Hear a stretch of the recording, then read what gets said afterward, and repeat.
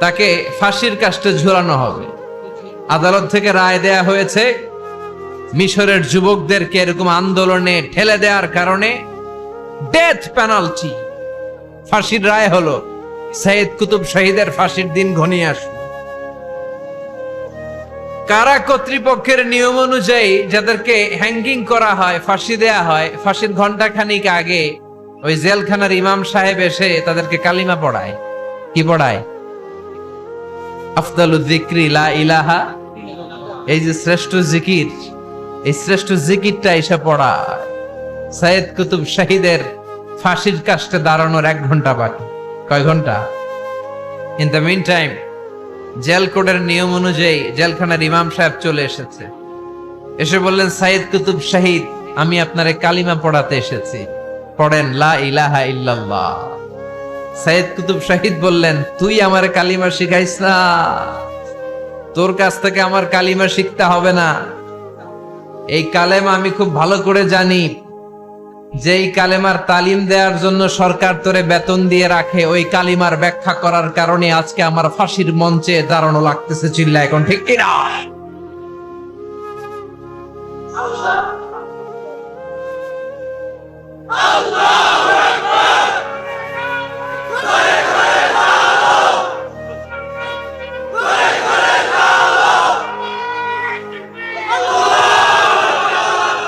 একই কালেমার তালিম তুমি দাও, তোমার টাকার বান্ডিল দেয়, আর ওই কালেমার এক্সপ্লেনেশন ব্যাখ্যা আমি সমাজে দিয়েছি তাই আমারে ফাঁসি দেয়। তার মানে তোর কালেমা আমার কালেমা দুইটা আলাদা কালেমা, তোর কালেমা আমার কালেমা এক কালেমা না। চিল্লা এখন ঠিক কিনা? তার মানে কালেমায় আর কালেমায় পার্থক্য আছে না নাই? ইমানে ইমানে পার্থক্য আছে না নাই? যে ইমান প্রয়োজনে জ্বলে ওঠে না, যে ইমান সত্য ন্যায়ের কথা বলে না, যে ইমান প্রয়োজনে জ্বলে ওঠে না, যে ইমান সত্য ন্যায়ের কথা বলে না, যে ইমান বাস্তবে নাই, যে ইমান অন্তরে নাই, মুখে শুধু ফাঁকা বলি, কি করে তারে বলো ইমান বলি, কি করে তারে বলো ইমান বলি, কি করে তারে বলো ইমান বলি। ঠিক কিনা? যে ইমান দিন কায়েমের আন্দোলনের ধার ধারে না, যে ইমান লেবাসধারী কোরআন হাদিস তাও পড়ে না, যে ইমান খাজার নামে মাজার গড়ে ফুলুস কামায়, যে ইমান শিরকিয়াতের আমল করে ভীত না হয়, যে ইমান ইমানে ভুলে নাস্তিকতার মঞ্চে ওঠে, যে ইমান বাতিল মতের দোসর হয়ে ফায়দা লুটে, যে ইমান শুধুই কেবল খায় দায় আনন্দ করে, যে ইমান দেখে না যে আরাকানে ভাইরা মরে, যে ইমান বাস্তবে নাই, যে ইমান ময়দানে নাই, মুখে শুধু ফাঁকা বলি, কি করে তারে বলো ইমান বলি, কি করে তারে বলো ইমান বলি, কি করে তারে বলো ইমান বলি। চিল্লায় বলেন ঠিক কিনা? ইমানে ইমানে পার্থক্য আছে না নাই? কালেমায় কালেমায় পার্থক্য আছে না নাই? এটা হচ্ছে শ্রেষ্ঠ কালিমা, এটা বিপ্লবী কালেমা, এটা সংগ্রামী কালেমা। এই কালেমার পক্ষে যারা, তারা সত্য আর ন্যায়ের পক্ষে। চিল্লায় বলেন ঠিক কিনা? এই কালেমাকে যারা মেনে নিয়েছে তারা এক আল্লাহর কাছে মাথা নত করেছে, পৃথিবীর কারো কাছে তারা মাথা নত করে। এই কালেমার পক্ষে যারা, তাদের স্বপ্ন যে কালেমার পতাকা এই দেশে উড়বে। চিল্লায় বলেন ঠিক কিনা? কোন একদিন এ দেশের আকাশে কালিমার পতাকা উড়বে, সেদিন সবাই খোদাই বিধান পে দুঃখ বেদনা ভুলবে। কোনো একদিন এদেশের আকাশে কালিমার পতাকা উড়বে,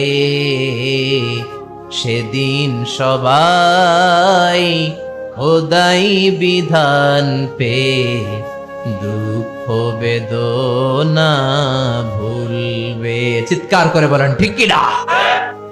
এই স্বপ্ন প্রতিটা মুমিনের অন্তরে থাকার দরকার আছে না নাই? ইসলাম বিজয়ী শক্তির মসনদে বসুক, এটা যে সহ্য করতে পারে না, অন্তর থেকে যে এটা চায় না, ও মুমিন নয়, ও মুনাফিক। চিল্লায় বলেন ঠিক কি না?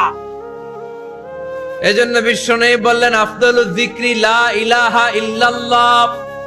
জিকিরের জগতে সবচাইতে শ্রেষ্ঠ জিকির হলো লা ইলাহা ইল্লাল্লাহ। এজন্য সব সময় এই চমৎকার শ্রেষ্ঠতম জিকিরটা দিয়ে জিহ্বাটারে ভিজায় রাখার দরকার আছে না নাই? Every night and every day, every night and every day, never forget to say La ilaha illallah. Never forget to say La ilaha illallah. Never forget to say La ilaha illallah. When you're walking down the street, use your time and repeat, and say in every heartbeat La ilaha illallah. And say in every heartbeat La ilaha illallah. And say in every heartbeat La ilaha illallah. সবাই পড়েন every night and every day, every night and every day, never forget to say La ilaha illallah. Never forget to say La ilaha illallah. সুবহানাল্লাহ পড়েন। Every night and every day, প্রতিদিন প্রতি সকালে never forget to say, এটা বলতে ভুলে যেও না। যেই বাণীটা বলতে নিষেধ করা হলো, বাণীটা হলো লা ইলাহা আফদালুয যিকর, সংগ্রামী বাণী। এই বাণীটারে দিয়ে আমরা এখন ভিক্ষা করি। কথা কোন? ভিক্ষার মধ্যে এই বাণীটা আছে না নাই? এটা কি ভিক্ষার জন্য আল্লাহ পাঠাইছে? এটা এমন সংগ্রামী বাণী, এই বাণীর সামনে সবকিছু মাথা নত করতে বাধ্য। চিল্লায় বলেন ঠিক কি না? এজন্য আমাদের জিকির যেন হয় শুধু আল্লাহর জন্য।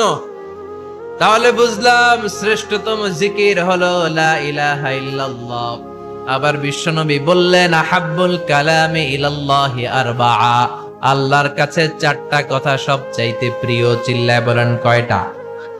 লা ইয়াদুররুকা বিআইয়িহিন্না বাদাতা, কোনটা দিয়ে শুরু করবা এটাতে সমস্যা নেই, আগে পিছে যেমনে মন চায় পড়ো। চারটা কি? একটা হচ্ছে সুবহানাল্লাহ, আরেকটা হচ্ছে আলহামদুলিল্লাহ, আরেকটা হচ্ছে লা ইলাহা ইল্লাল্লাহ, আরেকটা হচ্ছে আল্লাহু আকবার। এই চারটার চেয়ে শ্রেষ্ঠ জিকির আর নাই। কথা বলেন, এটার এই চারটার ভিতরে ইল্লাল্লাহ আছে? কথা বলেন।